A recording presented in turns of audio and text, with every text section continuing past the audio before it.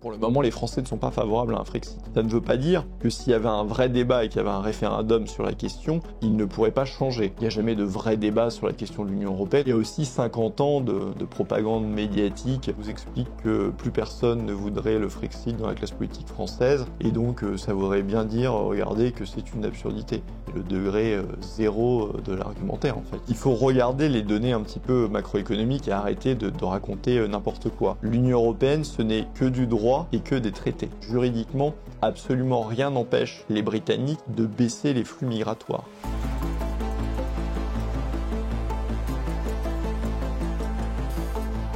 Frexit, l'impossible débat. Alors c'est un format un petit peu particulier que nous vous proposons aujourd'hui. Ça aurait dû être un débat, ça va être finalement un entretien. Donc je suis en compagnie de Charles-Henri Gallois du mouvement Reprenons le contrôle, anciennement Génération Frexit.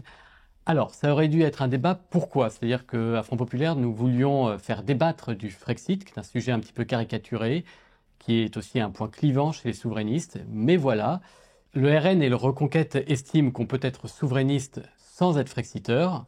C'est une question qui fait débat. Nous avons proposé donc à chacun des camps de venir parler, en débattre avec Charles-Henri Gallois, mais il s'avère qu'en fait, les deux camps nous ont dit oui. Puis finalement, se sont désistés. Donc, on a interrogé 5 personnes. On a reçu au final 5 échecs. Donc, on s'est dit au final qu'on allait quand même faire cet entretien. Les absents ont toujours tort. Voilà, donc on va parler un petit peu de Frexit. On va essayer d'analyser les positions des uns et des autres. Ils ne seront pas là pour se défendre. C'est entre guillemets de leur faute. Nous avons fait notre travail. Nous leur avons proposé de venir. Donc, je vous propose de commencer. Bonjour Charles-Henri Gallois. Bonjour Bertrand Guyot. Alors, on va d'abord commencer par Éric Zemmour, par le camp Reconquête. Dans sa campagne de mars, un meeting de mars, Éric Zemmour avait fait un appel assez frontal aux Frexiteurs, en les appelant à les rejoindre. Mais là, on voit bien, parce que là, pour le coup, il y a eu beaucoup d'échanges avec eux. Le parti n'a pas très envie de débattre du Frexit. Vous comprenez ?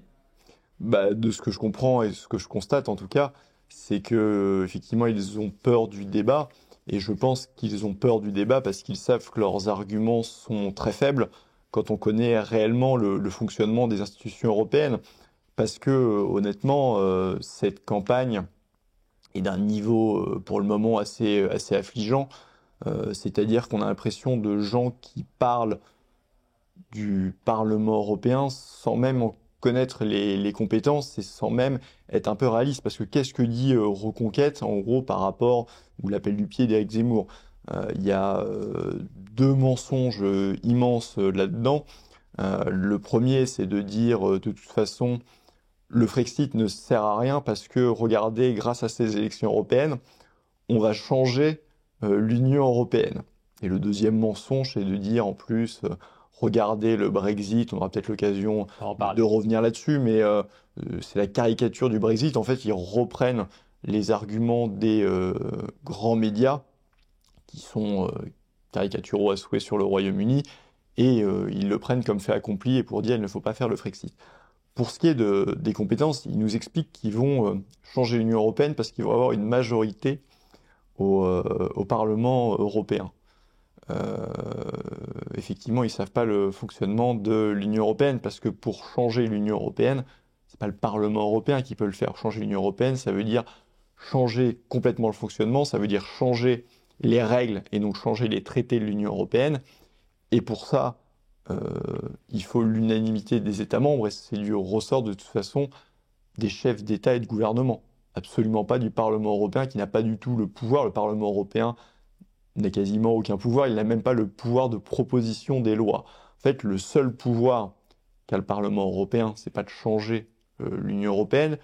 Éventuellement, ce qu'ils peuvent faire, s'ils étaient honnêtes pendant cette campagne, c'est de dire qu'ils s'engagent à bloquer tout transfert de souveraineté, toute loi nuisible à la France, donc défendre les intérêts de la France, défendre la souveraineté nationale, mais en aucun cas, c'est par le Parlement européen, il faut dire les choses aux Français, c'est pas par le Parlement européen qu'on va changer l'Union européenne. Et c'est d'autant plus grotesque de expliquer que ces élections seraient cruciales, etc. Les parlementaires français au sein de l'hémicycle bruxellois, c'est 81 députés sur 720. C'est-à-dire que c'est 11% des députés. Donc 11%, c'est pas une majorité. Et même si vous prenez les deux groupes dits eurosceptiques, en l'occurrence ECR, parce que Reconquête nous explique que ECR serait le groupe qui pourrait tout changer, etc. C'est environ 80 députés, c'est exactement la même chose que ceux d'ID qui sont du RN. Donc, selon les sondages, ça sera au mieux 25%, donc un quart du Parlement. Donc, de toute façon, d'une part, ils n'auront pas la majorité au Parlement européen, et d'autre part, quand bien même ils auraient la majorité au Parlement européen, ce n'est pas par le Parlement européen qu'on peut changer l'Union européenne. Il y a des choses, et c'est pour ça que c'est important de voter. Je ne dis pas qu'il ne faut pas voter, mais il ne faut pas raconter n'importe quoi en fait aux gens. Et donc, il faut voter pour des députés qui soient patriotes pour empêcher justement ces transferts de souveraineté.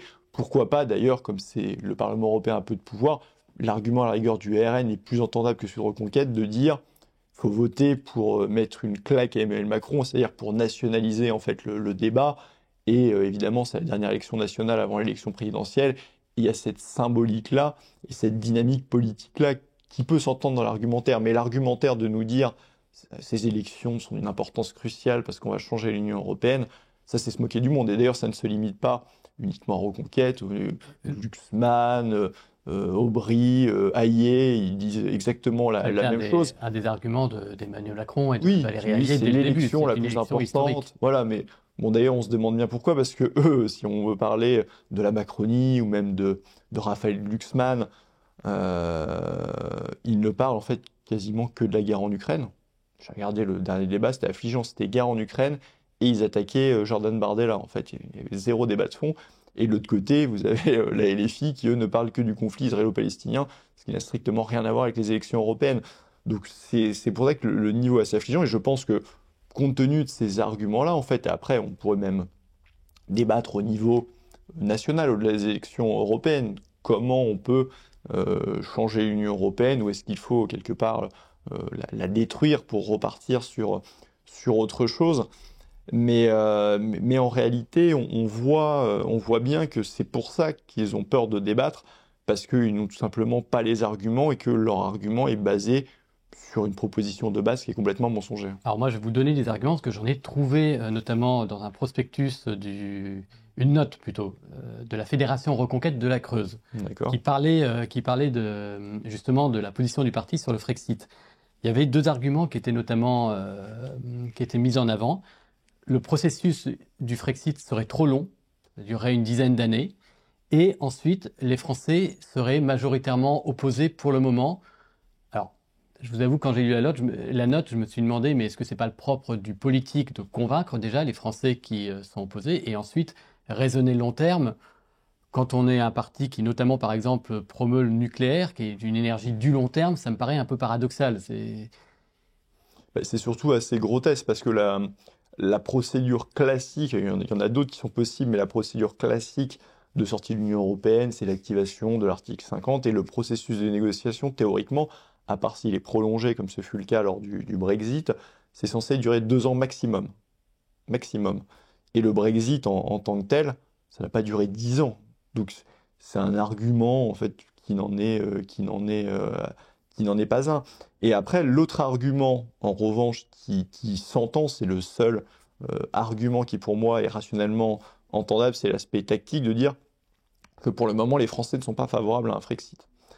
C'est vrai, il y a plusieurs raisons qui expliquent cela. Le dernier sondage qui était sorti, c'est un institut qui a changé de nom, anciennement c'était Kantar, mais bref, c'était un sondage pour Destin commun qui mettait le Frexit à 31%, qui était d'ailleurs Frexit majoritaire au sein de l'électorat du Rassemblement national et de l'électorat Reconquête.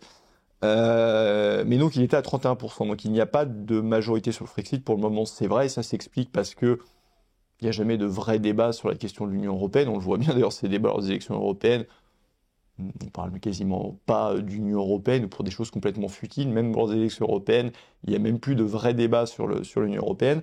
Et il y a aussi 50 ans de propagande médiatique continue, notamment une propagande à l'heure actuelle contre le Brexit, qui explique que l'état de l'opinion publique à l'heure actuelle, à ce moment T, est défavorable au Frexit. Ça ne veut pas dire que s'il y avait un vrai débat et qu'il y avait un référendum sur la question, il ne pourrait pas changer. J'en veux pour preuve que le référendum de 2005, Les premiers sondages à fin 2004 donnaient le oui largement vainqueur à 69%. Donc c'est à peu près le même ordre de grandeur. C'est même pire parce que il y a des indécis. Il y a les 31, il y a des indécis, et il y en a qui sont absolument pour le maintien. In fine, le non a gagné à 55% après une campagne où on a vraiment parlé de l'Union européenne, on a parlé de fond, on a parlé de ce qu'il y avait dedans, on a parlé des conséquences, et l'opinion n'était plus le même après. On l'a vu. Si on prend l'exemple du référendum sur le Brexit, qui est le même type de référendum qu'un référendum sur l'appartenance à l'Union européenne, c'est pareil, avant la campagne, les premiers sondages donnaient le Remain, donc le maintien, vainqueur à 66%. Il y a eu une belle campagne de nos amis, c'était un groupement de partis sous la bannière de Leave Means Leave. Ils ont gagné in fine à 52-48. Quand bien même, d'ailleurs, il y a eu une propagande insensée, les gens ne se rappellent pas de ça, moi je me rappelle bien parce que c'est la journée politique en fait qui m'a le plus marqué, cette histoire de Brexit. Je me souviens très bien que durant le vote, lors du référendum, il y avait un sondage, on n'a pas le droit en France, vous savez, les premiers sondages sortis d'urne, normalement arrivent à 20h, même si maintenant avec Internet, il y a des fois des fuites un peu avant, mais au Royaume-Uni, on a le droit de publier les sondages la journée même du vote. Pleine journée du vote, il y a un sondage sorti des urnes, c'est un sondage YouGov, si je ne dis pas de bêtises, qui donnait le Remain vainqueur à 52-48. Donc on imagine qu'il y a 4 points de différence, et ça finit à 4 points de différence, à 8 points de différence. Méthodologiquement, je ne sais pas pourquoi il n'y a pas eu d'études là-dessus, c'est hallucinant, il ne peut pas y avoir cet écart-là. Et qu'est-ce que ça voulait dire en fait, un sondage comme ça en pleine journée? Ça veut tout simplement dire aux partisans du Brexit, ça ne sert à rien d'aller voter, c'est plié.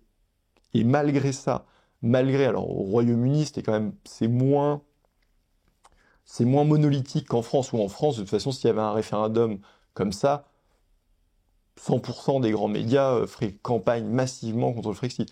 Au Royaume-Uni, c'était vrai des médias télévisuels, mais il y avait une partie de la presse, notamment un grand journal conservateur, le Daily Telegraph et autres, qui avaient pris position en faveur du Brexit. Mais grosso modo, l'ambiance générale était quand même favorable au Remain. Malgré cela, malgré ce sondage et autres, ils ont pu gagner grâce à une campagne magnifique. Donc tout ça pour dire qu'effectivement, c'est très difficile. Pas d'ailleurs une élection européenne, parce qu'une élection européenne, ça ne change absolument rien. Une élection européenne, on peut très bien faire campagne sur le Frexit, mais en revanche, tactiquement, je conçois qu'il soit difficile compte tenu de l'opinion publique et compte tenu du fait que lors d'une élection présidentielle, il y a encore moins de débats sur la question de l'Union européenne que lors des élections européennes.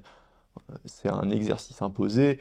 On va vous dire parler économie, parler agriculture, parler éducation, comme si tous ces sujets en fait étaient complètement séparés de la question de l'Union européenne, et vous avez un petit volet Union européenne. Mais en fait, on ne peut pas gagner une élection présidentielle sur la question du Frexit parce qu'il n'y a pas de débat dessus, donc il n'est pas possible de faire évoluer l'opinion.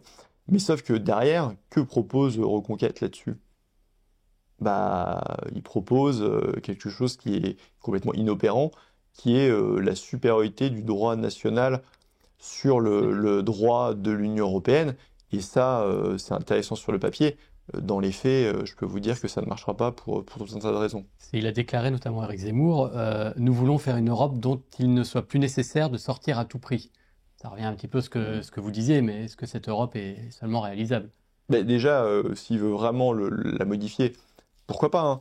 Mais moi, je ne pense pas qu'on puisse la modifier en l'état. Ce qui me paraît être la tactique la plus intelligente, parce que si les Français ne sont pas pour le Frexit, tous les sondages montrent grosso modo que les Français veulent plutôt récupérer des compétences vis-à-vis de l'Union européenne. Ça veut dire quoi? Ça veut dire qu'ils ne veulent pas d'une Europe fédérale, ils ne sont pas non plus satisfaits de l'Union européenne telle qu'elle est à l'heure actuelle. Tous les sondages le montrent. Mais en revanche, ils voudraient une Europe des nations. Sauf qu'on sait très bien que le cadre des traités actuels, comme il faut l'unanimité, ce n'est pas réformable. Une solution qui peut convenir aux Français, en tout cas ce à quoi ils aspirent, ça peut être une solution en 2 temps, voire en 3 temps, et c'est ce que je propose en tout cas, qui me paraît bien plus habile tactiquement que la supériorité du droit national sur le droit de l'Union européenne, et qui en plus est applicable. Ce qui n'est pas le cas de la stratégie de la supériorité du droit national sur le droit de l'UE. C'est d'arriver en fait à une élection présidentielle devant les Français, de leur dire écoutez, moi ce que je vous propose, ce que je proposerai à mes partenaires de l'Union européenne dès le lendemain du vote, je leur propose un nouveau traité, qui est un traité d'Europe des nations, qui rend toute la souveraineté au niveau migratoire, énergétique, dans tous les grands domaines en fait, qui rend complètement la souveraineté aux États et qui remplace l'Union européenne. C'est-à-dire que de facto, ça serait aussi la fin de l'Union européenne, mais c'est quelque part un traité d'Europe des nations. Il y a 2 cas de figure. Le premier, c'est que les partenaires acceptent ce traité, auquel cas il serait ratifié par référendum par les Français. Et l'autre cas de figure, c'est que les partenaires refusent ce traité, ne veulent pas de l'Europe des nations, ne veulent pas ce traité d'Europe des nations. Dans ces cas-là, ce serait un référendum sur l'appartenance à l'Union européenne. Et ça, l'avantage de quoi? Déjà, il y aura une vraie campagne dessus.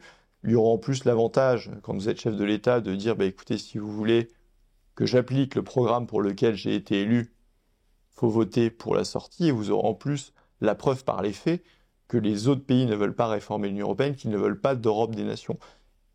Compte tenu de cela, compte tenu d'une campagne, compte tenu de l'argument de poids, eh bien, je pense que les Français voteraient pour la sortie. Et en plus de ça, cette tactique, pourquoi elle est intelligente, c'est que, en fait, je pense qu'un Éric Zemmour, par exemple, je ne sais pas si au fond, lui, il est hostile à un Frexit ou pas. J'ai l'impression qu'il est dans une option purement tactique de dire il ne faut pas, le Frexit fait peur aux Français. Mais sauf que là où leur stratégie est complètement stupide, et je pèse mes mots, c'est que qu'est-ce que ça veut dire que la supériorité du droit national sur le droit de l'Union européenne? L'Union européenne, ce n'est que du droit et que des traités.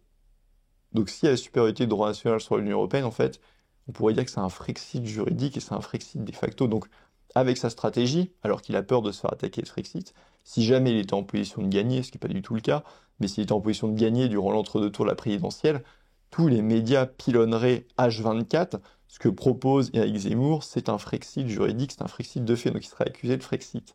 Alors qu'avec ma stratégie, à part de dire que vous êtes démocrate parce que vous voulez un référendum, c'est complètement inattaquable. Donc en fait, même stratégiquement par rapport à leur vision, encore une fois, qui est entendable compte tenu de l'opinion publique actuelle, de se dire je ne veux absolument pas être taxé de Frexit, c'est stupide. Et c'est d'autant plus stupide que, comme j'ai expliqué, en plus, même si jamais il le faisait, c'est complètement inapplicable. Parce que y a 2 solutions. Soit vous mettez quasiment tous les textes de loi dans la Constitution, en partant du principe que la Constitution a une valeur juridique supérieure au traité de l'Union européenne.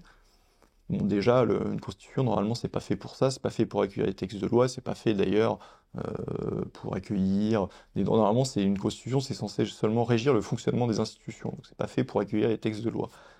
Et puis surtout, imaginez que vous devez réformer la Constitution à chaque texte de loi que vous voulez faire passer, c'est quand même pas très pratique. Et en plus de ça, il y aurait de toute façon une contradiction. Parce que dans la Constitution, l'article 88, vous avez l'appartenance à l'Union européenne qui est inscrite dans la Constitution. Et donc il y aurait une contradiction parce que l'Union européenne, la CJUE, la Commission, les jurisprudences de l'Union européenne considèrent que le droit de l'Union européenne est supérieur au droit national. Donc vous auriez une contradiction entre un texte de loi qui vous dirait quelque part l'inverse et ça.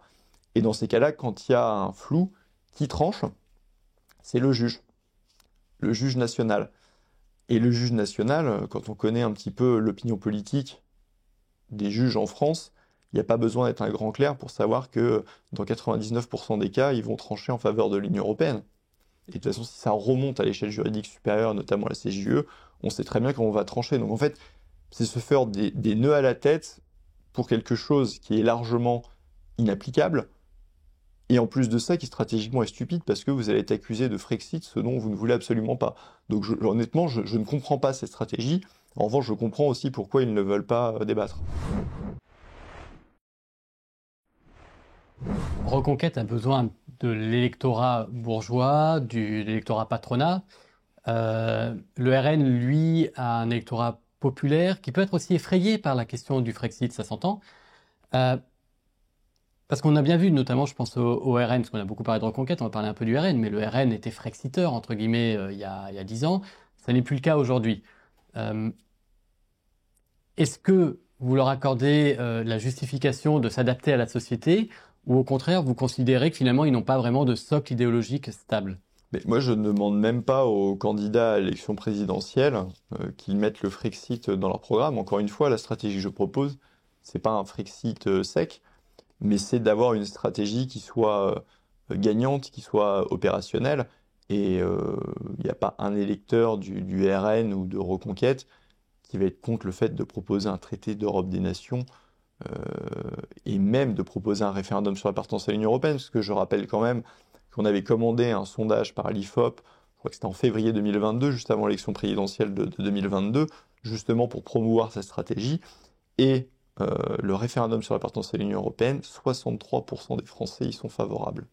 Soit plus que n'importe quel score qui ait jamais fait le RN dans son histoire, et je parle même pas de Reconquête. Donc il y a une majorité de Français, non seulement si on prend l'Europe des nations, je pense que ça pourrait monter à plus de 63%, mais même l'option, entre guillemets, si jamais le traité n'est pas accepté par les partenaires, de référendum sur l'appartenance à l'Union européenne, qui n'est pas un Frexit, qui est juste de demander l'avis aux Français, eh bien 63% des Français y sont favorables. Après, Je pense que normalement, ça clôt tout débat. Et dans l'électorat, parce qu'il y avait aussi, évidemment, comme tout sondage, une répartition, c'était à plus de 80, voire 90% dans l'électorat de Marine Le Pen ou d'Éric Zemmour. Donc il y a un consensus énorme, même chez l'électorat macroniste, qui est considéré comme le plus européiste avec Europe Écologie Les Verts, on était à 50%. Donc en fait, c'est largement consensuel. alors, il y a une demande de sondage, mais d'un autre côté, il n'y a pas forcément une demande brutale de quitter l'Union européenne. On sent qu'il y a des... Bien sûr, mais encore une fois, sur cette stratégie, la stratégie que je propose, ce n'est pas ça, même si personnellement je considère que c'est la solution et qu'il faut aboutir là-dessus et que je pense que le référendum sera à l'heure actuelle l'option la plus crédible, plausible à court terme pour obtenir ce Frexit. La proposition en tant que telle n'est pas une proposition de Frexit. C'est une proposition, premièrement, on vous propose l'Europe des nations, acceptée ou pas par les partenaires, et dans un deuxième temps, vous avez ce référendum sur l'appartenance à l'Union européenne si jamais les partenaires refusent. Et encore une fois, quand je considère que ce traité d'Europe des nations, en fait, met fin de facto à l'Union européenne parce qu'on récupère toutes nos compétences. Ce ne serait plus l'Union européenne de toute façon, ça serait autre chose. Donc, je pense que là-dessus, on n'a pas sondé exactement sur la stratégie en tant que telle, parce que c'est compliqué de sonder sur une stratégie en deux temps, mais le consensus, on sait très bien que le référendum sur l'appartenance à l'Union européenne est largement consensuel. Sur l'Europe des nations, on le voit, donc quelque part, les deux propositions, même sans amener le séquencement, montrent qu'il y a une immense majorité de Français qui sont favorables à ces options-là. Pourtant, vous disiez tout à l'heure justement que vous parliez de propagande, hein, si je ne m'abuse, notamment médiatique. Quel rôle jouent aujourd'hui les médias sur ces questions européennes et la question du Frexit? Il y a un rôle quelque part assez caricatural et sans le moindre argument en fait. Il y a deux arguments. Alors, on nous explique que plus personne ne voudrait le Frexit dans la classe politique française, et donc ça voudrait bien dire, regardez, que c'est une absurdité. C'est le degré zéro de l'argumentaire en fait. Et le deuxième chose, c'est de dire, regardez, quand même, le Royaume-Uni, c'est la catastrophe. Mais ça m'amuse parce que il faut regarder les données un petit peu macroéconomiques et arrêter de raconter n'importe quoi. J'ai fait un tableau qui marche très très bien sur Twitter qui permet de contrecarrer la propagande. D'ailleurs, on a certains qui le reprennent en coupant les sources de manière assez malhonnête au niveau intellectuel. Mais bref, passons là-dessus. Mais en l'occurrence, quand on regarde les chiffres, si jamais on considère que c'est l'apocalypse au Royaume-Uni, enfin la catastrophe au Royaume-Uni, si on considère que c'est la catastrophe au Royaume-Uni, ben on peut dire que c'est l'apocalypse en zone euro et l'apocalypse en France. Parce que si vous prenez tous les grands indicateurs, hormis l'inflation qui a été très légèrement supérieure au Royaume-Uni, mais qui a été plus que compensée par des hausses de salaire qui étaient bien supérieures, donc ça veut dire que le gain de pouvoir d'achat au Royaume-Uni était supérieur à ce qu'il a été en France ou en zone euro, mais si vous prenez la croissance depuis 2007, si vous prenez le taux de chômage, si vous prenez le taux d'emploi, si vous prenez la production industrielle, donc tous les grands indicateurs macroéconomiques, le Royaume-Uni fait mieux que la France et fait mieux que la zone euro. Donc encore une fois, on peut dire ce qu'on veut, mais il faut arrêter de raconter n'importe quoi. Et malheureusement, les médias sont dans une posture là-dessus. Si on prend ces chiffres-là, je veux bien que ça soit pas la panacée, que ce soit pas extraordinaire au Royaume-Uni, parce que ils sont dans une sorte de crise comme l'est tout le continent européen, du fait d'éléments qui n'ont d'ailleurs rien à voir avec le Brexit. l'inflation qu'il y a au Royaume-Uni, c'est parce que la Banque d'Angleterre a mené la même politique monétaire stupide que la BCE en faisant du quantitative easing, l'assouplissement quantitatif. Et donc ça a été un facteur très important, la création de monnaie, à l'inflation. La deuxième chose, c'est qu'ils ont, alors ils n'ont pas forcément le même mode de calcul des prix, parce qu'ils ne sont pas dans le marché de l'électricité de l'Union européenne, mais le Royaume-Uni a un mix énergétique, a un mix électrique en particulier, qui dépend très largement du gaz. Ça n'a rien à voir avec le Brexit, c'était des choix politiques qui ont été faits avant. Et le troisième élément, c'est évidemment les sanctions vis-à-vis de la Russie. Ça n'a pas grand-chose avec le Brexit, ils auraient pu le faire ou ne pas le faire. Des commissions d'ailleurs de l'Union européenne, ils ont repris le contrôle quelque part de leur politique diplomatique, mais ils ont choisi de le faire. Donc voilà, le Royaume-Uni souffre, mais encore une fois, quand on regarde les chiffres, le Royaume-Uni souffre moins que la zone euro ou que la France. Donc tous ceux qui sont là à nous expliquer c'est la catastrophe au Royaume-Uni, mais ils devraient regarder un petit peu les chiffres et arrêter de raconter n'importe quoi. Ils vont vous dire notamment que dans les sondages d'opinion, a priori, le Brexit n'a pas forcément bonne presse en ce moment au Royaume-Uni. Ah oui, alors très intéressant en parlant de sondage d'opinion parce qu'ils se sont basés, il y a eu tout un moment une sorte de propagande pour nous expliquer dans les grands médias français que les Britanniques regretteraient massivement leur vote. Ils se basaient sur un sondage, il faut quand même s'accrocher, comme je disais, on est dans une sorte de crise dans le continent européen, et ce sondage expliquait par rapport à la situation, je crois, qu'il prenait comme point de référence, soit 2019, soit 2021. Est-ce que vous considérez que la situation s'est améliorée? Et c'était un domaine, service public, économique, etc. Ben, on est en période de crise, évidemment, les Britanniques ont répondu de manière assez écrasante, non, la situation ne s'est pas améliorée. Et ils tiraient de ce sondage-là le fait que les Britanniques regrettaient le Brexit. Mais c'est une malhonnêteté intellectuelle absolument immense. C'est comme si vous aviez imaginé le même sondage en Allemagne ou en France. Je n'ose imaginer les résultats, je pense qu'ils seraient bien pires qu'au Royaume-Uni. Et ce serait de dire parce que vous considérez que la situation s'est détériorée, ça veut dire que vous voulez sortir de l'Union européenne. En fait, c'est aussi malhonnête d'un point de vue intellectuel. Et eux prennent ce sondage et expliquent que ça veut dire clairement que les Britanniques regrettent le choix du Brexit. En fait, avec une telle malhonnêteté intellectuelle, on peut bien évidemment faire dire n'importe quoi aux chiffres. Mais alors, je vais me faire un petit peu l'avocat du diable, mais est-ce qu'il n'y a quand même pas des choses qui se sont détériorées avec le Brexit au Royaume-Uni? Je sais pas, on va prendre par exemple l'immigration. L'immigration, me semble-t-il, a augmenté ces derniers mois. Donc, est-ce qu'on idéalise pas trop non plus le Brexit? Alors là-dessus, l'immigration, c'est un point qui est très intéressant parce que quand on regarde, et on pourra revenir dessus, moi je considère, et c'est pas qu'une considération ou qu'une opinion, c'est que d'un point de vue de barrière juridique, ou même de barrière de fonctionnement, l'Union européenne empêche de lutter contre l'immigration illégale, pour la simple et bonne raison que, étant membre de l'espace Schengen, libre circulation totale, absence de contrôle aux frontières, donc n'importe quelle personne qui arrive d'Espagne, d'Italie, de Grèce, en fait, peut venir en France sans le moindre contrôle du jour au lendemain.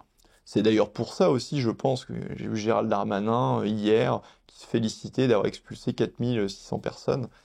Super, sauf qu'il y a eu 72 000 obligations de quitter le territoire français prononcées en 2023. C'est-à-dire que le taux d'exécution est encore ridicule. Et en fait, à quoi bon le faire? Parce que vous êtes dans le cadre de l'espace Schengen, vous pouvez expulser les gens dans leur pays d'origine ou ailleurs, du jour au lendemain, ils peuvent revenir, on dirait encore une fois, dans n'importe quel pays de l'espace Schengen et revenir en France très tranquillement. Il y a aussi un autre problème, c'est le droit de l'Union européenne là-dessus. Quand vous interpellez, par exemple, un immigré clandestin, avec la directive retour, fait que le retour doit être volontaire. Donc autant vous dire que personne ne repart volontairement, et c'est d'ailleurs pour ça que tous les demandeurs d'asile qui sont déboutés restent sur le territoire national, parce que le retour doit être volontaire. Cette même directive retour, d'ailleurs, fait un principe de non-refoulement aux frontières, et c'est aussi ce qui empêche les expulsions collectives. Donc pour ça que vous pouvez pas expulser collectivement, par exemple, dans les avions, plusieurs ressortissants de ces pays, les expulsions doivent être individuelles, ce qui rend la tâche titanesque. Donc impossible de lutter sérieusement contre l'immigration illégale dans le cadre de l'UE. Et même pour ce qui est de l'immigration légale, le droit de l'Union européenne, c'est notamment la directive sur le regroupement familial de 2003, en sachant que le regroupement familial est le principal pourvoyeur en fait d'immigration légale en France. Et donc c'est une directive européenne, vous ne pouvez rien faire. Quand c'est au niveau national, comme c'était le cas à l'époque de Giscard, vous pouviez abroger la loi et c'était terminé, vous mettiez fin ou vous mettiez des restrictions au regroupement familial. Dans le cadre de l'Union européenne, ce n'est plus possible. Je retourne maintenant, je réponds à la question sur nos amis britanniques, et c'est l'un des principaux reproches qu'on peut faire, en fait, les principaux reproches qu'on peut faire aux Britanniques. C'est d'ailleurs pour ça que Reform UK a le vent en poupe et monte de plus en plus, et il se dit que lors de l'élection générale, notamment si Nigel Farage était le candidat de Reform UK, il pourrait peut-être passer devant. Parce que c'est impardonnable pour les Britanniques, parce que le Royaume-Uni a repris le contrôle de l'immigration, c'est-à-dire que juridiquement, absolument rien n'empêche les Britanniques de baisser les flux migratoires. Et d'ailleurs, cette pression sondagière de Reform UK force le gouvernement actuel à agir. Vous avez certainement vu la loi Rwanda, mais ça agit essentiellement sur l'immigration illégale. L'immigration légale a aussi explosé, et ça, l'immigration légale a explosé, quand bien même ils ont les outils juridiques pour la faire réduire, parce que le parti conservateur qui est au pouvoir, il y a tout un pan du parti conservateur qui est au pouvoir, qui, notamment par lobbying patronal, qui est ravi d'accueillir de l'immigration pour faire pression à la baisse sur les salaires, disent aux députés conservateurs, vous devez faire venir de l'immigration. Et donc en fait, ils se tirent une balle dans le pied eux-mêmes volontairement pour faire plaisir à une frange du patronat britannique. C'est pas plus compliqué que ça, mais si demain vous aviez Reform UK et Nigel Farage au pouvoir, ils ont tous les outils juridiques, ça ne dépend que d'eux, pour réduire les flux migratoires. C'est la grande différence avec nous, parce que dans le cadre de l'Union européenne, il est impossible de réduire drastiquement les flux migratoires. On l'a vu, Giorgia Meloni, qui pour le coup, contrairement aux conservateurs, a été élue là-dessus, maintenant, elle nous explique qu'elle veut faire venir 450 000 migrants, et de toute façon, les chiffres réels, que ce soit à l'époque de Salvini en 2019 ou maintenant avec Meloni, les chiffres de l'immigration sont absolument catastrophiques, quand bien même ils ont été élus là-dessus, parce que, encore une fois, dans le cadre de l'Union européenne, vous ne pouvez absolument rien faire, ou très peu. Les seuls leviers qui vous restent, c'est de couper les prestations sociales. Alors ça peut jouer à la marge, mais il y a de telles différences de toute façon de niveau de vie qu'il est aussi complètement illusoire de croire que c'est juste en coupant les prestations sociales aux étrangers qui viennent sur le territoire national qu'ils ne viendront plus du tout. Les différences de niveau de vie sont telles qu'il ne faut pas se leurrer, les gens viendront, et d'ailleurs il y a des gens qui viennent dans d'autres pays de l'Union européenne qui sont moins généreux que nous de ce côté-là. Il faut au contraire une politique très ferme de blocus maritime, de refoulement systématique, d'expulsion, et pour ce qui est de l'immigration légale, tout simplement de baisse avec des quotas annuels pour réduire drastiquement, pour pouvoir justement assimiler et intégrer ceux qui viennent. Et ça, ce n'est pas possible dans le cadre actuel de l'Union européenne. Le Brexit est aussi pas mal décrié d'un point de vue politique. Je vois souvent réagir notamment aux propos de Bruno Le Maire. Ça, c'est quelque chose d'assez récurrent quand on suit vos comptes sur les réseaux sociaux. Moi, je voudrais vous faire réagir par rapport à ce que disait notamment Gabriel Attal lors de son discours d'investiture à l'Assemblée nationale, qui a attaqué le Brexit parce que le dernier haut fourneau du Royaume-Uni était fermé, et soi-disant à cause du Brexit. Alors en se renseignant, on se rend compte en réalité qu'il n'est fermé que temporairement pour passer à l'électrique, si je crois. Donc c'est plutôt quelque chose de vertueux, c'est pour l'écologie. Alors moi, ce qui m'intéresse, c'est est-ce qu'il y a de la part du camp centriste une volonté de désinformer ou une méconnaissance du sujet ou un aveuglement dogmatique à la doctrine bruxelloise? J'aimerais comprendre quand même, parce qu'à un moment, c'est gros quand même. Mais on voit que, en tout cas sur le Brexit, c'est une désinformation qui est claire, qui est assumée, et c'est d'ailleurs amusant qu'ils accusent les autres de désinformation ou autres, qu'ils aient même fait voter une loi contre les désinformations, alors que honnêtement, ce gouvernement, enfin, par le passé, c'est quelque chose qui se faisait très peu, mais ce gouvernement utilise allègrement la fausse information et les fausses informations pour promouvoir ses idées, et notamment en ce qui concerne le Brexit.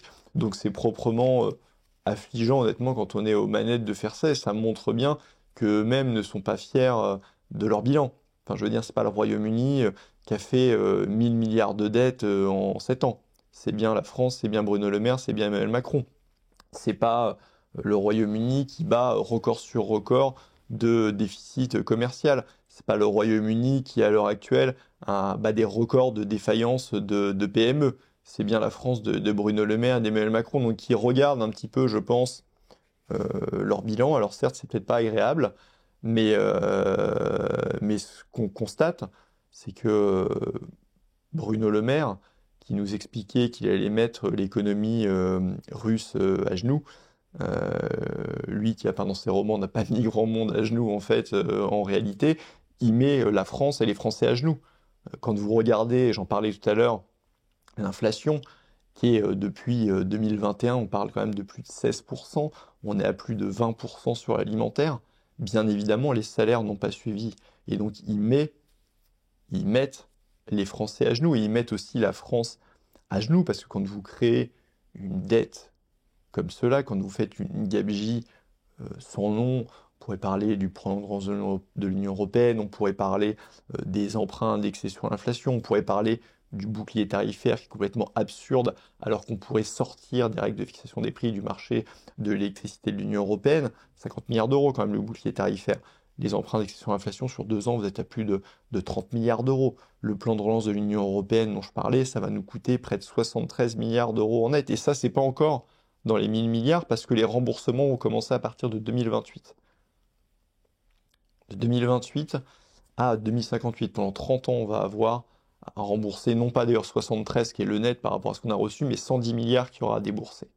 Ça, personne n'en parle pour le moment, c'est un scandale énorme que j'ai révélé parce qu'à la base, ça devait être moins, ça devait être 80 milliards, mais la facture va passer à 110 parce que ces génies de l'Union européenne, qui sont aussi talentueux visiblement que Bruno Le Maire, plutôt que de tout emprunter au départ, quand ils ont fait l'accord du plan de relance en 2020, où ils auraient même pu emprunter à des taux assez bas en 2021, eh bien, ils ont attendu. Et j'ai constaté, tout début 2023, qu'il restait 636 milliards d'euros empruntés sur le plan de relance de l'Union européenne, qui a un package global de 807 milliards. Sauf que les taux, ils sont plus nuls ou négatifs ou très faibles, ils sont à plus de 3%. Plus de 3% sur 636 milliards d'euros, si vous prenez une durée d'emprunt d'environ 20 ans, ça veut dire que ça va coûter environ 211 milliards d'euros au niveau de l'Union européenne juste pour les intérêts. Et là-dessus, la France, comme on paye environ 17-18% de tout ça, ça veut dire que pour les seuls intérêts, on va payer 37 milliards d'euros. 37 milliards d'euros, c'est l'argent qu'on a reçu au titre du plan de relance.